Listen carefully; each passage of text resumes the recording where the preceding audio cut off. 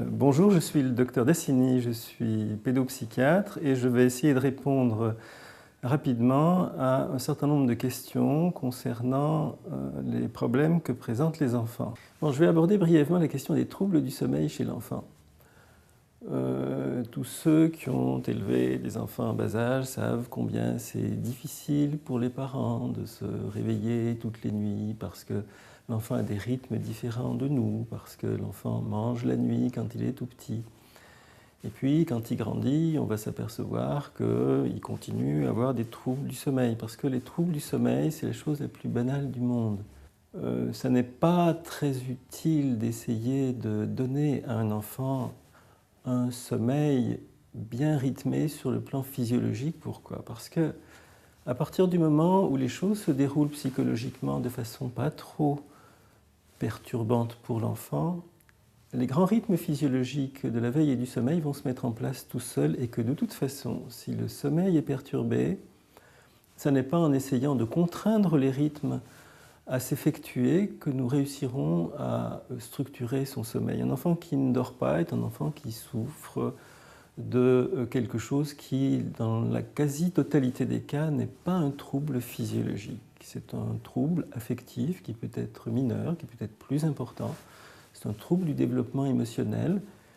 Et c'est en abordant ce trouble, c'est en résolvant cette question qu'on va résoudre les troubles du sommeil. Je crois qu'il n'est pas bon de répondre trop vite, trop rapidement par des produits, par des substances, par des médicaments qui, même s'ils sont inoffensifs, physiologiquement bien supportés par l'enfant et qui sont une réponse confortable pour l'adulte, vont effectivement régulariser le sommeil, mais au prix avec un certain coût. C'est d'abord l'ignorance de ce qui fait que l'enfant n'a pas structuré des rythmes de sommeil corrects, et donc on laisse de côté ces raisons-là, et puis ensuite on lui donne une certaine habitude de répondre aux difficultés émotionnelles avec des substances, ce que nous avons tous tendance à faire. Eh bien, cette réponse n'est pas une réponse satisfaisante pour l'enfant. Ça peut être une réponse plus satisfaisante pour l'adulte, mais on va avoir tendance, du côté de l'enfance, à chercher des réponses d'un ordre différent. Il vaut mieux respecter un trouble du sommeil chez l'enfant, chercher à y répondre par l'exploration des enjeux affectifs, présents ou passés, que de répondre de façon trop rapide par des médicaments, bien que je n'exclus pas totalement cette possibilité.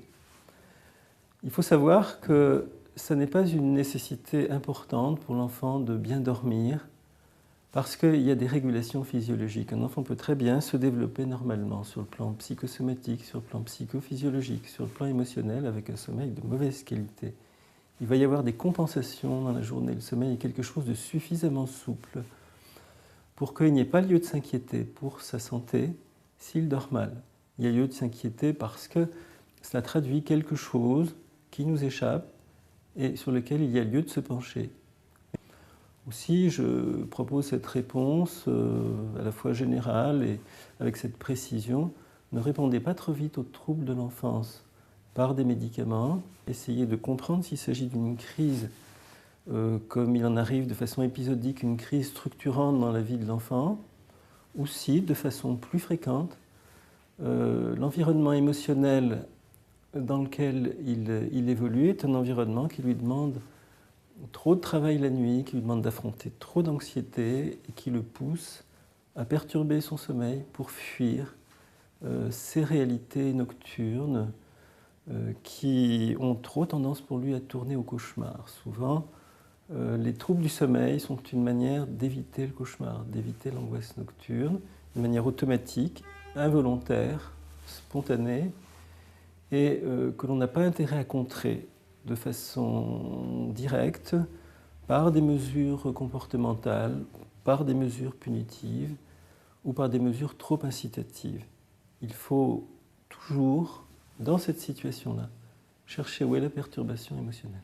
Souvent, il existe une manière de répondre qui va résoudre le problème. Quand je dis souvent, c'est parce que ça ne marche pas toujours. Aussi, il ne faut pas s'acharner dans cette direction, mais bien souvent, le fait que ce soit non plus la mère qui s'occupe de résoudre les problèmes de sommeil de l'enfant, mais le père, parce que c'est souvent une excellente réponse. Il y a des interactions complexes entre les enfants et leur mère qui font que, en effet, ils peuvent entraîner comme ça leur mère dans des situations difficiles d'anxiété nocturne qui n'est pas considérable.